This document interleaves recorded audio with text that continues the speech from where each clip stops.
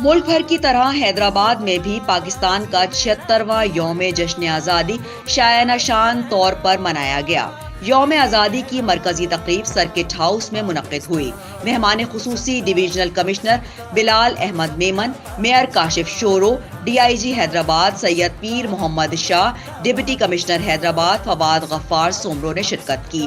8 بجے سائرن بجتے ہی قومی ترانے کے بعد ڈویژنل کمشنر بلال احمد نے شرکت کی، جبکہ mayor Hyderabad Kashif Shoro, D I G Hyderabad Syed Pir Muhammad شاہ اور ڈپٹی کمشنر حیدرآباد کے ہمراہ پرچم کشائی کی، جس کے بعد پولیس بینڈ نے مہمان خصوصی کو گارڈ آف آنر پیش کیا۔ اس موقع پر انہوں نے شرکاء سے خطاب کرتے ہوئے کہا کہ ہمیں ہر صورت پاکستانی بن کر سوچنا ہوگا اور اپنی مصنوعات کو استعمال کرنا ہوگا۔